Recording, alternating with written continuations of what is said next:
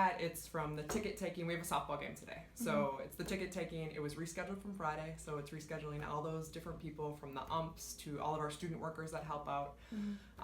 Making sure, we have our pile of stuff. So the music, the flags, the opposing coaches, I send out emails just to make sure, hey, we'll have a field ready for you at this time.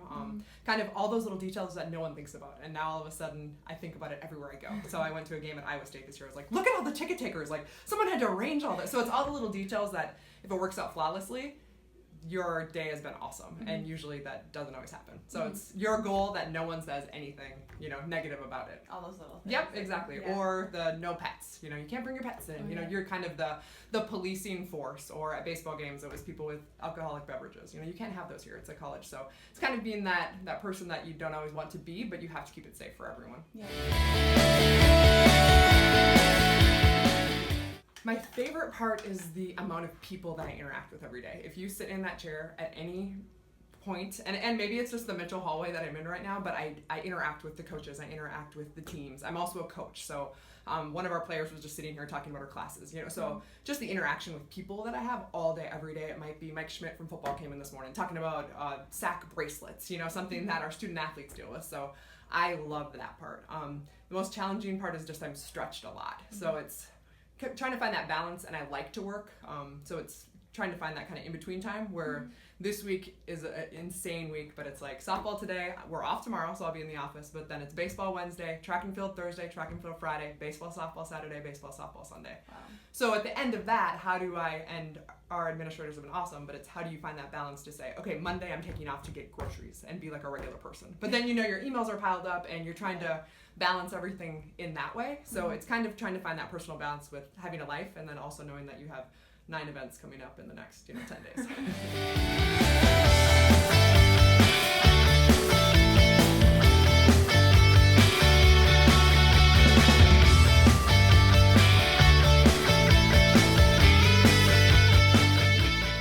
Honestly, I've been a Division I basketball coach for the last 10 years, so I've been all over the country. With coaching, if things don't go right, you get fired. And honestly, I've been fired twice under the age of 34. The head coach got fired and then they let go of the whole staff. I'm from Minnesota originally, so with that, it was trying to get back close to home. So I interned at Stanford, was at the University of Arizona, got my grad degree there, stepped in as an assistant coach at Arizona. I was at Miami of Ohio as an assistant coach, and then was at Western Carolina University. So been all over the country, but as you guys don't quite know yet, but as your family ages and you see your parents, then you want to get closer to home. So I'm 3 hours from home right now. It's a perfect balance of not just being a coach where, but 18 to 22-year-olds decide your fate. If you guys don't want to play or if Jade doesn't want to have a good game, you lose. It's not based on that. So it's kind of diversifying like who I am and maybe helping me in the next step with administration or something else. But right now it's not just coaching, which is awesome for me.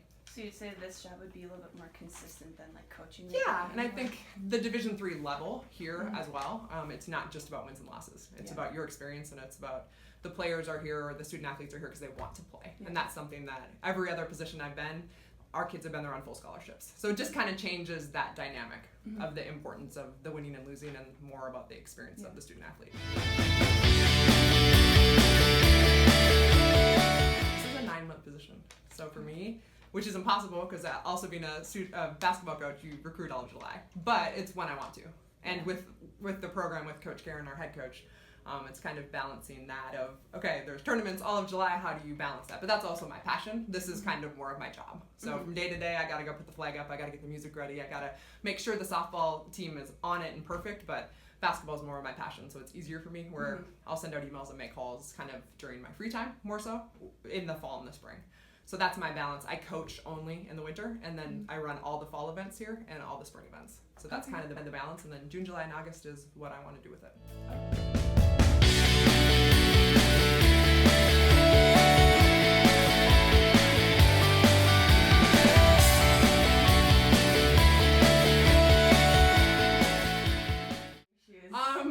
A typical, an events day is just getting everything ready. So I have the tickets ready, I'm dealing with the coaches, which have been awesome here, but hey, will you put my wife on the pass list? Hey, we don't have a videotaper for this. So it's kind of just arranging people and then reaching out, which has been Probably the thing that I was worried about most here, like we have to depend on students so much, but you guys are awesome and you want experience, and so we have a bunch of people that want to volunteer, like yourselves.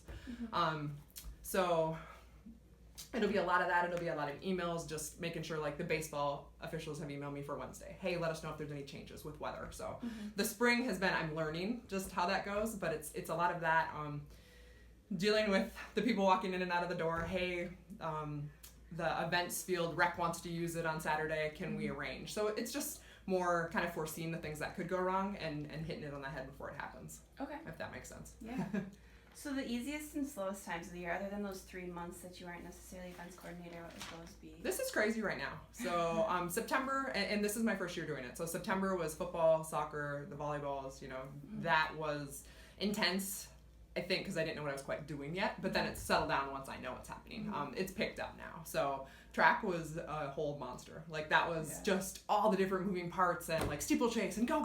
Like, and I think once I figure out kind of the details, it'll be easier, but that was pretty crazy overwhelming. And then Friday we had a rain out, and so that was brand new, so I was like, contact everyone now, like, and then we were scheduling for Monday, so it's kind of just being on your toes and just being a really good communicator and trying to make sure that no matter what you do. The first softball game, I emailed the umps, I said, here's where you park, they don't always email back, that's just kind of their warning email. One of the umps didn't show up.